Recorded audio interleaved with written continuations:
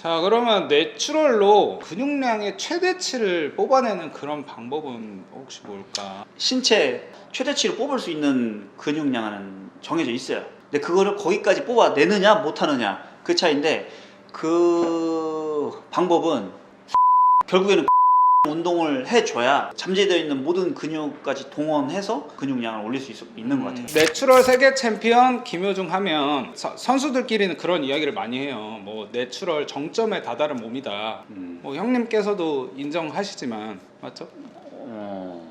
그런가요? 네.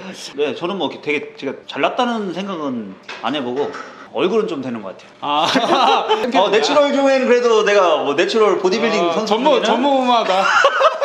약투 논란이 있은 이후로 우리가 내추럴 보디빌딩이나 이런 키워드가 계속해서 좀 대두가 되고 있잖아요.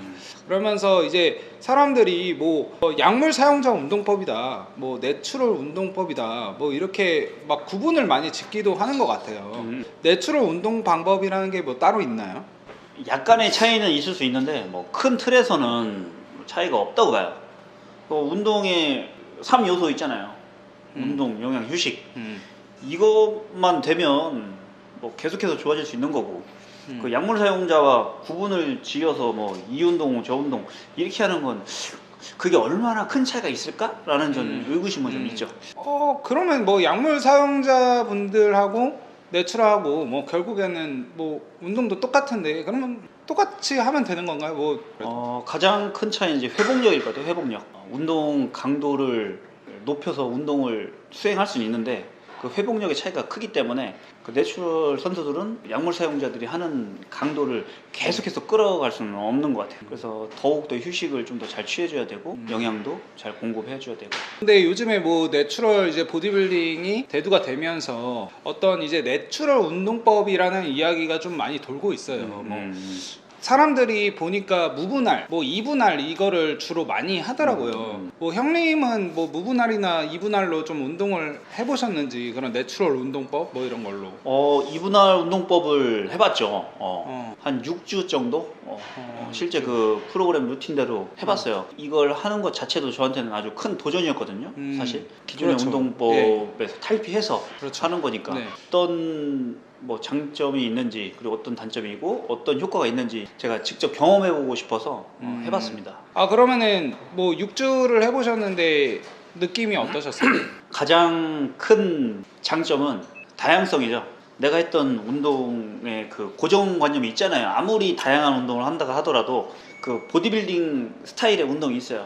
기본적으로 거기에서 좀 벗어난 운동들, 그런 거를 접하면서 제가 갖고 있는 그 틀이 많이 좀 깨졌어요. 다양하게 운동을 해주고 그런 방법의 다양성이 가장 좋았고, 또 다른 하나는 저는 이제 엘리트 체육 선수로 계속 운동을 하다 보니까 운동에 대한 강박 수준까지는 아니지만 굉장히 좀 이게 진지하게 저는 운동을 했거든요. 운동할 때 방해되는 이런 것들도 다 그러니까 싫어서 다 배제하고 할 정도로 운동에 정말 이제 진심인 편이었는데, 운동을 월화하고 수요일 쉬고 목금토 이런 식으로 이제 주 5일을 하는 거예요. 저는 주 6일을 했었거든요. 이 하루를 더 쉰다는 게 저한테는 엄청 큰 도전이었던 거예요. 근데 그거 운동을 쉬면서 심리적으로 여유가 많이 생겼어요. 운동을 꼭 막 이렇게 집착하듯이 하지 않아도 되는구나. 그거는 아주 큰 저한테 긍정적인 영향을 준 것 같아요. 근데 그런 그 두 가지 그런 장점이 있었는데 왜 단점이 이분할을 있어요. 안 하셨어요? 그 루틴대로 운동을 하기에는 첫째로 제가 관절 상태가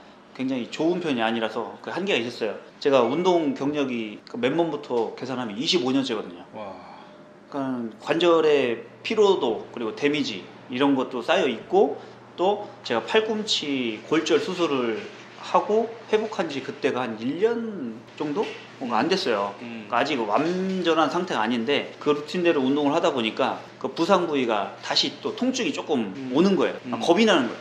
그래서 운동을 강도 있게 하기도 어렵고, 그 다음은 운동 종류가 다양하다 보니까 이거를 내가 정확하게 인지하고 운동을 한다는 확신이 없는 거예요. 너무 다양해. 한 번에 뭐 6, 7가지, 8가지 종목을 해야 되는데 제가 처음 해보는 운동 종류도 있었거든요. 이게 내가 하면서도 이게 맞는지 안 맞는지 제가 그래도 운동 경력이 오래됐는데도 그거 뭐 확신이 없는 거예요. 그냥 그 문자로만 보고 이걸 하니까 누군가 나에게 그런 자세나 이런 부분을 그 티칭을 해주지 못하다 보니까 그런 게 좀 아쉽더라고요. 그래서 좀 어려웠어요. 근데 저도 어려운데 만약에 초보자들이 한다? 그걸 과연 자세를 정확하게 구현해낼 수 있을까? 그거는 좀 의문이 드죠.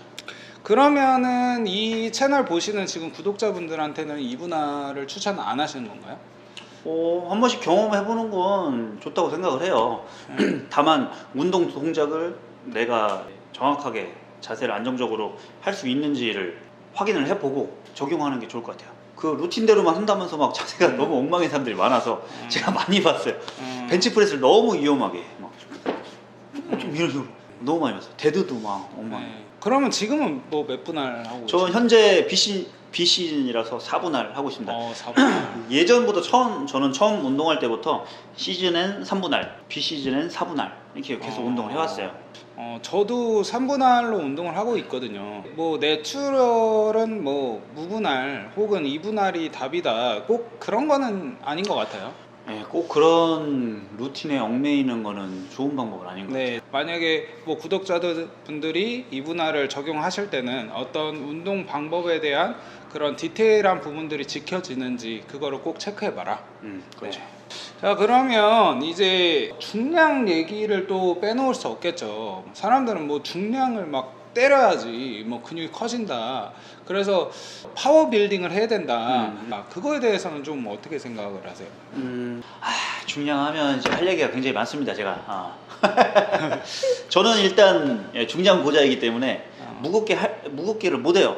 저보다 훨씬 몸이 없는 사람도 훨씬 마른 사람도 벤치프레스 100kg 하는 거 보고 굉장히 쇼크했거든요. 네. 근데 저는 그때 당시에 간신히 90kg 밀었어요.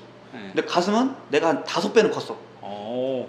근데 남자잖아. 그래도 운동한 네. 사람인데 아니 저런 멸치도 100kg를 하는데 나는 100kg도 못해? 아니 자존심이 상하는 거야. 이거 몸은 둘째고 자존심이 상하는 거야. 내가 그래도 기본 그래도 운동하는 사람이다 치면 100kg는 밀어야 되는데 난 100kg도 못 미나? 약간 그런 뭔가 좀 자격지심 같은 게 좀 있었어요. 그래서 요즘에 운동을 할 때 약간 중량에 집착하는 그거를 저는 이해해요. 그러니까 충분히 이해해요. 하지만 몸을 만들어가는 과정에서 중량이 점점 올라가는 걸 목표로 해야지 중량을 자꾸 높이는 데에만 포커스가 맞춰져 있으면 근발달은 얻기 어려워요. 그리고 가장 무서운 게 뭐냐면 부상. 자꾸 중량에만 욕심이 나다 보면 무리해서 계속 도전을 하거든요. 그러다 보면 안정적인 자세가 안 나오고 그러다 보면 다치고 이런 경우가 너무 많아요. 그래서 저는 이제 너무 중량에만 욕심을 내는 건 비추합니다. 그러면 형님이 이제 일반인 분들이 중량 설정할 때 어떤 알려주실 팁 같은 게 혹시 있을까요? 저도 이렇게 했었는데 웨이트 트레이닝의 아주 정석이죠. 정석이자 정설. 그러니까 피라미드 세트. 피라미드 세트가 왜 좋냐면 저도 예전에 피라미드 세트로 벤치프레스, 뭐 스쿼트, 중량 운동을 다 했어요. 가벼운 중량, 예를 들어서 벤치프레스를 내가 100kg밖에 못해요. 원RM을 100kg. 그러면 빈봉 20kg로 반복을 해. 예를 들어서 뭐 한 30개. 그 다음에 이쪽에 10kg 꽂으면 40kg로 똑같이 반복을 하면서 그 무게로 자극을 주고 그러면서도 계속 반복수는 좀 줄어들겠죠. 이러면서 좀 중량이 올라가고 원RM을 도전해서 내가 예를 들어서 그 자세 그대로 해서 100kg를 밀었다. 그 다음에 다시 내려가. 이런 식으로 자꾸 훈련이 되면서 그러면 천천히 올라가서 피라미드에서 다시 역피라미드로 천천히 떨어지는 건가요? 역피라미드로 내려올 때는 올라간 단계처럼 많이 갈 필요는 없고 2단계 정도? 예를 들어서 100kg로 하나를 했으면 한 80kg 정도로 해주고 한 세트 더 한 70에서 60 정도로 운동을 해주고 끝내면은 가장 이상적이라고 생각을 해요. 이게 또 민감한 주제긴 한데 약물 사용하시는 분들이 사이즈가 괴물 같으시잖아요. 근데 형님이 이제 내추럴로 경쟁하기에는 아무래도 조금 어려움이 있었을 것 같은데 체급 경기였기 때문에 결국에는 이제 체중을 맞춰야 돼요. 근데 그 사람들은 훨씬 체중이 많이 나가는 상태에서 체중을 감량해야 되는 거고 저 같은 경우는 체중을 맞추기는 쉬웠어요. 75kg급이었는데 뭐 74kg까지는 자연스럽게 빠졌으니까 사이즈 자체가 아무래도 좀 적었으니까 결국에는 제가 승부한 거는 딱 하나예요. 완성도. 완성도. 이제 균형 있는 몸. 제가 그 다른 선수들에 비해서 사이즈가 클 수는 없거든요. 안 돼요. 제가 제 체급에서 키도 큰 편이었고. 근데 조금 자신 있는 거는 균형 있게 몸을 만드는 거는 자신 있었어요. 다르게 말하면 뭐 특정 부위가 좋지 못하다는 표현일 수도 있는데 전체적인 균형 이거는 자신 있었고 그걸로 좀 좋은 점수를 받지 않았을까. 그러면 약물 사용자분들이 어떤 그런 근육의 완성도를 또 키우는 그런 약은 좀 없나 봐요. 아, 그거는 이제 운동 같아요. 운동. 아, 운동 방법. 그거는 내추럴로 그러면 할 수 있다. 그러니까 결국엔 각 부위가 골고루 발달되는 게 완성도 있는 거잖아요. 네. 그거는 약만으로 절대 될 수 없어요. 그래서 제가 약물 사용자보다 좋은 성적을 받았었던 것도 그거. 사이즈는 작아도 전체적 균형. 그러니까 보디빌딩 균형미예요. 균형미. 자, 그러면 내추럴로 뭐 완성도도 완성도지만 근육량의 최대치를 뽑아내는 그런 방법은 혹시 뭘까? 아, 있죠. 그 내추럴 각 신체 피지컬에서 최대치를 뽑을 수 있는 근육량은 정해져 있어요. 근데 그거를 거기까지 뽑아내느냐 못하느냐 그 차이인데 그 방법은 3대 운동 같아요. 3대 운동. 아, 3대 운동. 결국에는 고중량 운동을 해줘야 잠재되어 있는 모든 근육까지 동원해서 사용을 하고 그게 반복되면서부터 최대한 몸에서 끌어올릴 수 있는 근육량을 올릴 수 있는 것 같아요. 3대 운동이라면 이제 스쿼트, 벤치프레스, 데드리프트 세 가지죠. 아까 우리가 앞전 이야기에서는 이제 너무 고중량에 집착하지 마라. 또 폼이 무너지면 안 된다 그렇게 이야기를 했는데 또 고중량이라고 이야기를 하니까 좀 지금 구독자분들이 굉장히 헷갈려 하실 것 같아요.